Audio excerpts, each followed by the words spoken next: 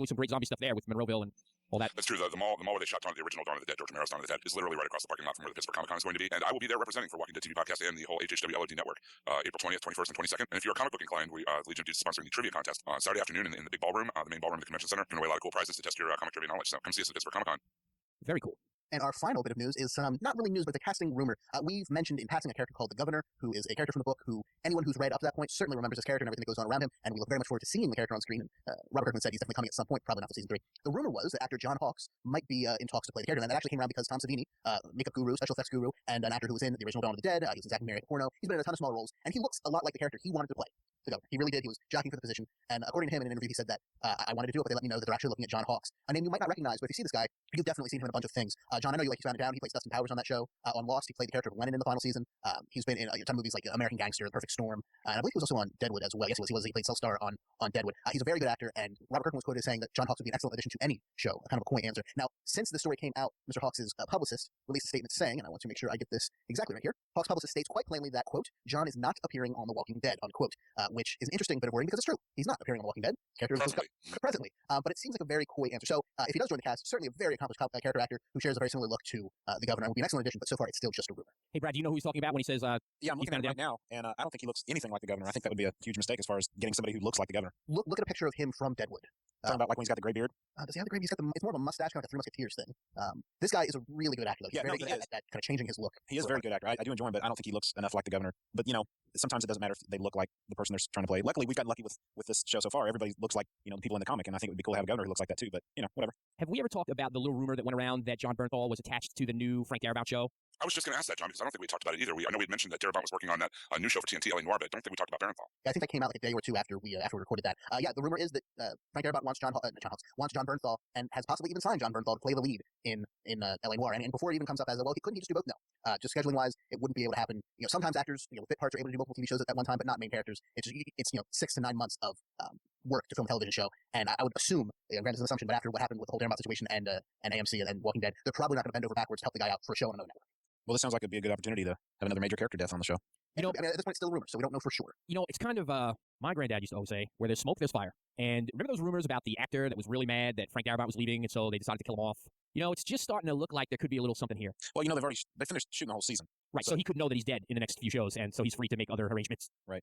But this is not spoiler, this is just guessing. We're just guessing. I'll be honest with you. I wouldn't mind seeing him. I like Shane, as a character, but I wouldn't mind seeing him die. I think it would, really, again, add something to the show. That's why we love the comics so much, is because they take chances and they kill main characters and you just never know what to expect. I think it would be a good thing. So I think what I'll do now is, before we turn this over to Jordan and Jim to talk about the very cool interview they had, I guess we'll just say that we're on the Tuesday schedule again from here on out. You should be hearing this by Tuesday, the 7th, and then we'll be right back on the 14th and so on for the last 6 episodes of season 2, and somewhere after that we'll figure out what we're going to do next off season. But I want to thank everybody again that stuck around through the hiatus. After season 1, we kind of lost a bunch of people who, you lose interest, the show's gone, you go on to other podcasts or other things, and everybody came back for season 2, and that was great. But I'm pretty happy to say that we lost like nobody in this hiatus, and I know that I have to be thankful for Jordan and Aaron and Abe and all the Out Now guys that helped us keep things together during this hiatus. So thanks again to Jordan and to those guys for sure, and everybody that helped chip in during the off season. And it's good to be back. We definitely have the coolest listeners. Oh yeah. They don't let us get lonely. They're always hitting us up on Twitter and Facebook and telling us, is it time already? When's the next show coming out? We can't wait for the season to begin again. So it's been a lot of fun. So we plan on continuing that. So Jordan and Jim, tell us all of the cool details before we lead into this interview. Jim and I the other day got to sit down in a virtual room and interview Mr. Jonathan Mabry, who is a writer of quite a bit of horror fiction, including vampire books and several zombie books. So his probably most well-known one is Patient Zero, but he has a new one out called Dead of Night. We're actually giving away 2 signed copies of the book, not today because we can't think of a contest yet, but it is coming. Jim got a chance to finish the book. I think I'll let him say his piece. I think he liked quite a bit. I've started it. I haven't got a chance to finish it because this week's been crazy, but I've really, really enjoyed the about 50 to 60 pages or so that I've read so far. It's really creepy. It does some very interesting things with perspective that you would not expect to see or read in a zombie book or any type of zombie fiction, and I can't wait to finish it. So I'll pass it over to Jim to say his word on the book. You can tell he's a big zombie fan. He's also done some non-fiction books about zombies. He did one called Zombie SCU, which is kind of like a cross between CSI and zombie fiction. He wrote an essay about Rick Grimes, actually, that we talk about in the interview, in a compilation of essays that's coming out about Walking Dead, about how Rick Grimes is a new kind of American hero. Dead of Night, if you're into zombies, if you it was a very quick read for me. You can tell that the author, that Jonathan, really knows the zombie stuff, and it kind of gives us things we usually don't get in a zombie movie. We get to find out how it all started, what the origin of the zombie outbreak is. It very much reads, I would say, and I'm not saying this in a detrimental way, like a zombie movie, like a B movie. It's very quick paced, very short, bite-sized chapters, a lot of action, a lot of pretty well struck out characters, some really creepy set pieces, and some really disturbing imagery as well. Because after all, it's a zombie novel, but it's a really good read, and I'm glad we got to talk to Jonathan about it. He's a really interesting guy. Very cool. So Jordan, do you want to do a little closeout thing for us here, and then we'll send everyone to your interview with Jonathan Mabry? So until there's no more room in hell and the dead walk the earth, remember, we'll be back next week with a brand new episode to discuss the return of The Walking Dead. We cannot wait. So enjoy the interview and have a good week. See ya. Hey everyone, welcome to the Walking Dead TV podcast, very special edition tonight. I'm here with Mr. from Jersey, Jordan. How are you doing, sir? I'm doing well. And we have the rare and splendid opportunity this evening to talk to Mr. Jonathan Mayberry, New York Times bestselling author, multiple Bram Stoker Award winner, and the author of a really interesting zombie novel that I just finished this morning called Dead of Night. How are you today, sir? I'm great, Jim, and I'm glad to be here. I really I enjoyed Dead of Night. It was very kinetic, very quick read for me. Tell me, what was the impetus of the book? What was the kick in the pants that got you to decide to write a zombie tale like this? Well, actually, there's a couple of different answers to that, so I'll give you the short version of each. First, I've wanted to do a standalone zombie novel for a while, and everything else I write is a series. Second, I've always wanted to tell a zombie story from the first bite. Now, usually when we come into a story, even if it's technically an outbreak story like Night of the Living Dead or Dawn of the Dead, we really come into the story when it's already rolling, when it's already, the plague's already spread. So I wanted to start it right from the beginning and explain how the plague got started, how it spread, and to actually show the spread. So this is my opportunity to fill in a blank that I've always, as a fan of the genre, wanted to see. That was one of the things I wanted to mention to you that I really enjoyed about that. Like you say, in like the original Night of the Living Dead, they kind of gloss over what caused everything, what caused the zombies to rise from the grave. I think they talk about radiation from a satellite or something, in a news report off camera. Just that the origin of zombie outbreak is always kind of glossed over. So I really appreciate that about this book. Yeah, thanks.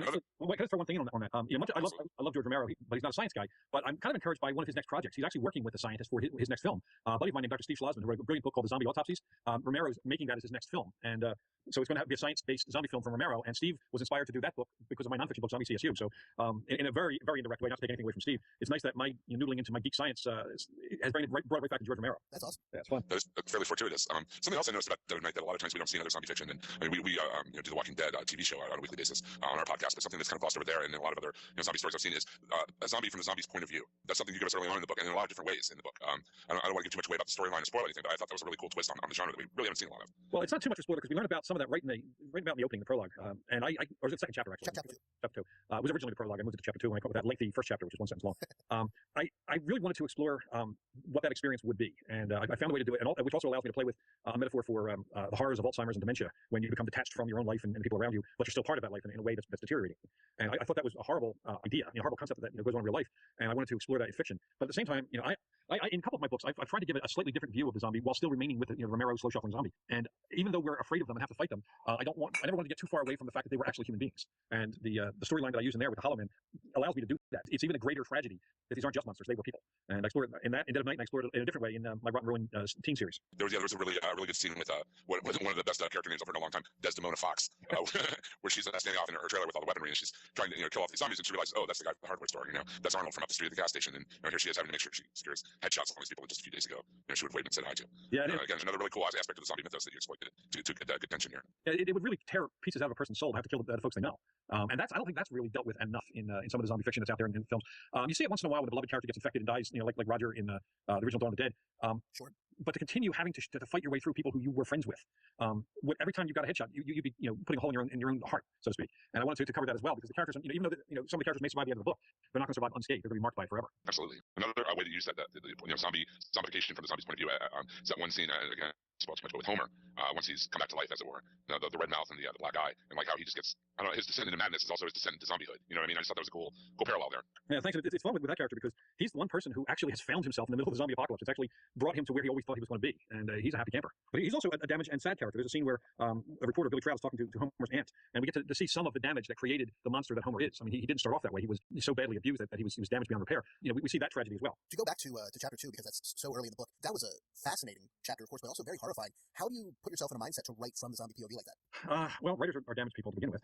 It's an interesting thing. I get asked this question a lot, and there are some pat answers like, well, that's what a writer does. We get inside the heads of each character. But in truth, we really do have to go into some dark places in our own head. And but we just need to leave a trail of breadcrumbs to get back out again. When I was writing from the point of view of that guy who's becoming the monster, I just thought about pain and loss that I've experienced or witnessed, and you allow those emotions to come through you while you're writing. So I think Kurt Vonnegut once said that writing is a dangerous profession, and it can be. It really, if you're writing with honesty and you're writing with real passion, you're going to be tapping into some very dark places in your own soul, and it can affect you. Dead of Night creeped me out and also depressed me during writing more than anything I've ever written. I really felt bad for the characters, and I felt horrified by their experience, and I hadn't really had that experience with any of my other novels. I mean, not to this degree. This is the book that actually, by the way, is the only thing I've ever written that gave me nightmares. Really? Yeah, and I haven't had nightmares since I was like 12. But the way in which Homer is supposedly executed, the whole purpose of how they kill him and how this thing is created, is the creepiest idea I've ever come up with, and that one woke me up out of a deep sleep when that idea was born in my head. Wow. And this is not the first time you've written zombies or horror in general. You've written quite a bit from Patient Zero, Zombie CSU, as you mentioned earlier. Even one of my favorites, Marvel Zombies Return. What sets this book apart in terms of how the zombies act or behavior? What was different in your head, I should say, other than just the zombie POV when you're writing this book as opposed to some of those others? Well, in Patient Zero, it's all about preventing the apocalypse, and you've got it's told from the point of view of heroes. I mean, guys who are the top of the top special ops. So you get the impression that there's a real good chance they're going to win. Even though it gets down to the wire, I mean, these are the guys who, if anyone's going to win, they're going to win. Marvel Zombies Return, it's superheroes. So it's played almost for laughs as much as it's played for the horror of that. But in Dead of Night, it's really a horror story where you don't know if the characters are going to win because none of them are particularly cut out to be a hero that can save the world. In fact, just the opposite. They're a bunch of emotionally damaged people who probably would be the last ones you put money on in an apocalypse. So there's more at risk in that kind of a story because the characters are less likely to win. And while I was writing, even though I know how my books are going to end from the beginning, while I was writing it, there were some changes that went on when even I wasn't certain how this was all going to play out in the end. Now, how important was it for you to use small town USA, specifically small town Pennsylvania, not only with you, of course, are from Pennsylvania, but also the history of zombies and Pennsylvania, Pittsburgh, and all that area? Well, I mean, let's face it, this book is a love letter to George Romero. I mean, I wrote this and dedicated it to George. So setting it in Pennsylvania was a deliberate homage, to George and his films. And also, I do know the territory. And Pennsylvania is a weird state because it's very mountainous and very forested. When you get outside the cities, it gets really rural, really fast. Oh yeah, it's damn near West Virginia at some points. Very much. It actually reminds me of West Virginia or the Carolinas, and it's very redneck too, which surprises a lot of people because the running joke is between you have Pittsburgh on one end of the state, Philadelphia on the other end. Between that, you have Mississippi, and it's Mississippi like 1950. So it's it's not the most comfortable place to be if you don't share a certain ideology. But it's just really, really rural, and you can drive 5 miles and feel like you are totally off the grid. And that's the best place for something to get out of control. When you have a huge infrastructure, like you would have in a major city, unless an outbreak happened at very specific times of the day or times of the year, most likely the infrastructure would be able to get in front of it, even if it would be through very hard measures. You have so much military near New York and you have military bases all around Philadelphia, you have a lot of police. Rural Pennsylvania, you don't have all that, and of course I threw a storm in there because talking to my experts, and I always use experts in my book, talking to the epidemiologists, in modern day, with the access of cell phones and social media and so on, it's less likely for a plague to go completely out of control without people being aware of it in outlying areas. So you need an X factor, and a storm, as like the supercell that we have going through the town in that book, provides the backdrop so that the infrastructure that is available doesn't get there quite in time. One of the things I noticed about the pacing of the novel with a lot of the use of the really short chapter breaks, it almost reminded me of the way a director would use jump cuts in film, kind of move the action along, keep things going. I assume that was a conscious style choice on your part, since it's kind of an homage to that kind of kinetic zombie film in the 70s and 80s. It is, and there's a couple of reasons for that. Partly my love of film, and I am a dyed-in-the-wool film buff. I'm sitting here in my office, and half the wall is covered with books, the other half is covered with DVDs. I love film, and I study film. If there's a movie I like, I'll watch it 2 or 3 times to study how it's constructed in terms of storytelling, where the breaks are, and so on. So when I sat down to write or to plot out Dead of Night, I actually storyboarded it the way you would storyboard a movie. I used little post-it notes for each scene, and I put them up on the walls and just rearranged them until I had the fastest possible pace. The right balance of I need to give information, but at the same time the story has to keep moving. And some of the cuts came after I did my first draft, when I went in and say, okay, well, how can I shift this? Or how can I essentially edit this like a film so that the pace is really fast? I learned a lot about that visual storytelling component from writing for Marvel Comics the last 4 years, because it's such a visual medium, and it's so image driven that you write to the image rather than to the spoken dialogue. And that helped me also storyboard the book out. Once I had that storyboard in my head, writing it was a piece of cake. I wrote the novel in less than 3 months. Wow. So is that a writing technique you will continue to use in the future then? Oh, absolutely. I've written 4 novels since then. I write about 2 to 3 novels a year right now, and quite a few short stories and novelettes. And I use that technique. And one of the other techniques I use is I write for a novel, I write the last chapter first, or in this case, the last 3 chapters of Dead Night I wrote first. And in a short story, I'll write the last page first, and then I'll back up and aim the story, aim the writing at the end, because I know where it's going to end, and I can race toward it with nothing wasted. I know we've concentrated mostly on Dead of Night, but I wanted to ask you really quickly, if you don't mind, about the process you went through for the novelization of the recent remake of The Wolfman. Now, when you do a novelization of a film like that, of that nature, do they send you the screenplay and then you work from that, or do they send you like dailies and you just, what is the process there? The process is a really funny process. This is my first exposure to media Italian writing, and I was under the impression that the Italian writer got to see at least a rough cut of the film and production stills and all that. None of that is true. When they contacted me, essentially what they offered me was the script, the original script, which it doesn't even match the script of the final cut of the film. So the book and the movie that was released bear very little resemblance to one another. I worked from David Self's original script, which by the way is a brilliant script, and from 3 sketches I saw of sets, just 3, and that was all I had to work with. So I went ahead and just built my novel around that. And interestingly enough, I expected Universal to be somewhat hands-on because this was supposed to be a novelization of the film, but they really gave me a very free hand. When we asked, well, how do you expect me to write a novel based on a 100-page script that has a lot of things like montage of city life in London, things like that? They said, well, just write a novel. So I did. I backed up and I wrote a Gothic novel, did a lot of research, and I knocked it out in 7 weeks and had a blast doing it. And it was my first New York Times bestseller, so I was very happy with the reception. Even won an award for best novelization. So I was very, very pleased. I know there are some folks out there who, and not many anymore, but some folks who will just wrap paragraphs around a line in a script and call it a novel. But those guys are getting less and less work, and guys who are actually interested in writing a novel that they want their name on, that's getting a little more common. So I'm pleased to be part of that process, even if it's just for that one movie. I don't expect to novelize any other movies in the foreseeable future. Sticking to the original work then? Original work, and a couple of other side projects. I'm working on something now. I don't know if you guys remember the video game Deadlands. It was a million copy seller video game that's kind of steampunk, all history, supernatural thing. I actually do remember that game. Yeah, well, they did comics after that. Now they're looking to relaunch it as a series of novels, and they asked me to pitch a novel that would essentially reboot the entire franchise. So I think they're shopping that pitch around. I wrote a pitch for them, and I've got some projects, still with Marvel and so on. But most of my work is going to be based on my own weird ideas, and that's perfectly fine with me. And I believe coming next from you is a new novel in the Joe Ledger series. Is that correct? Yeah, I actually got 2 books coming out in the same month. I got Assassin's Code, which is the 4th Joe Ledger novel. Joe Ledger deals with a very covert religious war that's been going on for 8 centuries. Started during the Inquisition. Started during the Crusades, and one side is using genetically engineered vampire assassins. So I had a lot of fun with that.